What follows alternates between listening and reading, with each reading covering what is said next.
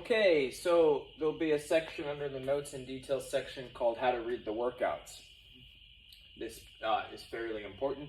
And so everything will be written out as A1, A2, B1, B2, C1, C2, or maybe standalone, just A1 or B1 or C1. This is just an alphabetical order that you're going to perform the exercises in. Pretty intuitive. You start with A and you work A, B, C, D, etc. so on.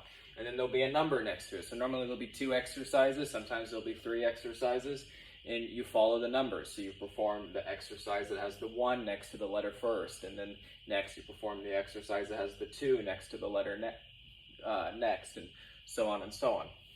And you go back and forth until you've completed all the sets. So what that might look like is something like this. So we have A1,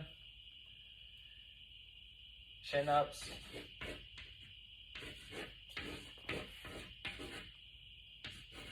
five times 3, okay? And the number to the left of the X is how many sets you do. The number to the right of the X is how many repetitions you do, okay? Rest 90 seconds. And then you have A2, push-ups.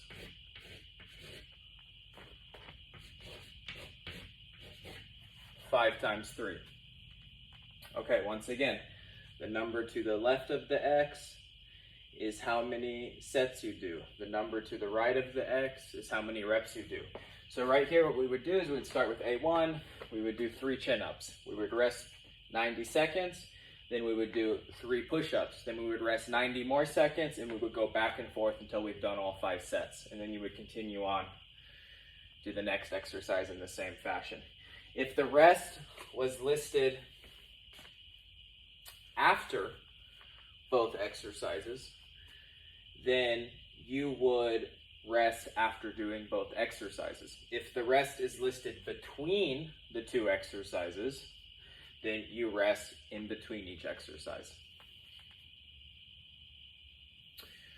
Okay, sometimes there'll be a sliding scale here, where it'll say something like 5 times 3 to 5. That's just the rep range, right?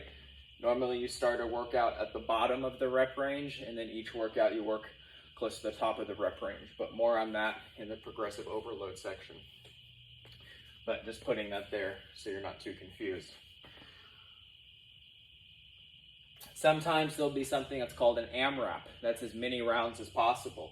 And in that case, I would just list how many reps you're going to perform, and then it's implied that that is 1 set. So say it said AMRAP times 2 chin-ups, A1 times 2 chin-ups, A2 times 2 push-ups.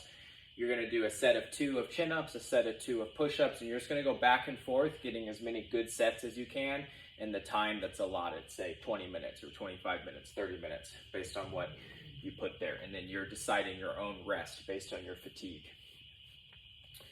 But also more on how to progress that in the progressive overload section, but that's just another example of how you might see it written. As you know from the tempo video, there will be a tempo next to these exercises, but we've covered that. But this is just kind of the idea of how we read the workout. Okay, I hope that makes sense.